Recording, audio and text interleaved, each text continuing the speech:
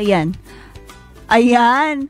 Ang katanungan natin ngayong umaga ay makatarungan ba ang katagang bagyo ka lang, empleyado kami? Nako, actually, meron tayong ibang tanong. Hindi yang makatarungan ba? Ang tanong natin, anong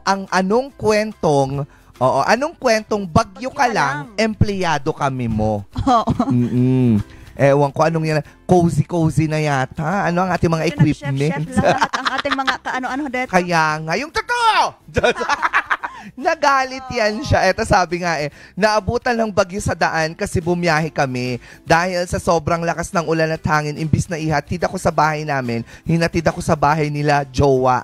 Kasi mas safe doon dahil bundok pa yung bahay namin. Then, kinabukasan, di na ako nakapasok kasi super lakas ng ulan at hindi ako makontak ng mga susundo dapat sa akin. Papasok sa work kasi down na yung network provider sa area namin. At dahil wala akong dalang extra na damit, ginamit ko yung damit ng boyfriend ko papasok sa work. So, ang jologs ko kasi super laki ng mga damit, sabi niya. Oo, buti na lang dinalala ko lang damit ng mga besties ko para maging babae ako, sabi naman niya.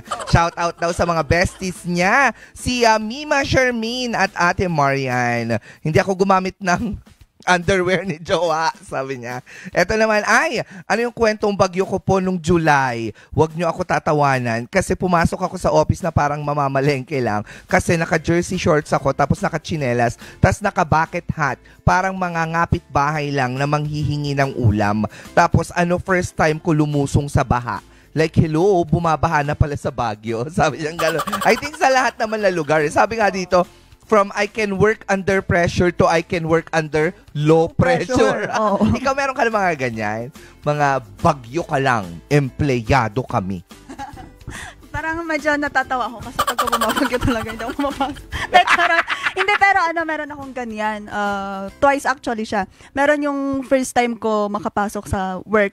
Syempre, nature of work nga naman. Kailangan mong pumasok kahit na may mga dilubyo nang nangyayari sa kapaligiran. Kahit mapupugutan ka siguro ng ulo. Charot lang. Pero eto kasi nung first time ko na pumasok dito, bagyo na din kasi.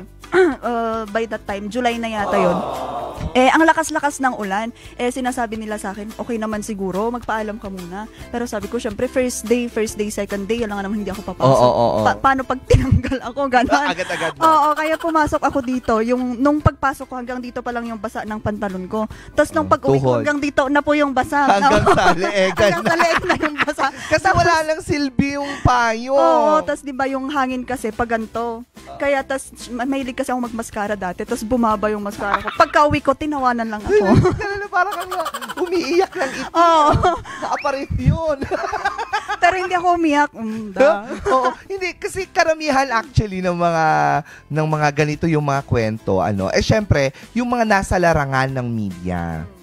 Kasi we are supposed to be there to give informations and updates on what's happening. So, sa lahat po ng mga kasamahan natin sa media industry, saludo po kami sa inyong lahat. Buwis buhay talaga kayo. Buwis buhay yan. At maliban dyan, meron pang isa. Call center. Ay, oo. Mga BPO representatives natin na kahit ano yata ang mangyari, kailangang nasa call. Ganun yon. Kasi kailangan nilang sumagot ng the call. At hindi lang yan. Siyempre, yung mga nasa linya din. Beneco. And then yung mga din natin, mga kapulisan ho natin. Oo, mga kapulisan natin, mga lagi yan. Kahit anong mangyari, on call nga yung iba, nasa bahay na. Pero may nangyayari dito, pasok ka agad sila, diba? So, saludo po tayong lahat sa mga frontliners natin during may mga calamities na hinaharap ang ating bansa. Opo. Ikaw naman, Miss Bea, anong kwentong empleyado kami?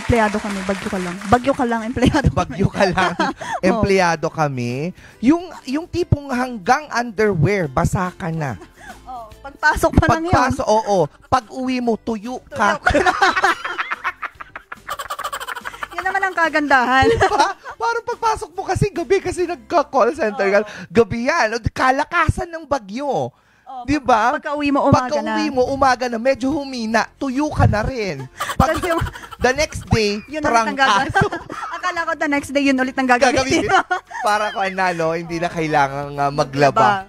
Nako, mga ka-MBN nga po yung mga kaganapang mga bagyo natin. Minsan, tinatawanan na lang ng mga Pilipino, lalo na yung mga nababaha talaga na ginagawan pa nilang sagwa, lumalangoy-langoy sila. Iba talaga ang Pilipino pagdating sa ganyan. Oo, kasi it's more fun in the Philippines nga naman talaga. Lahat nahahanapan ng paraan para maging masaya. Masaya. Because Oo. that is how Filipinos are resilient, persistent, and Resilient. humorous. Ay, akala.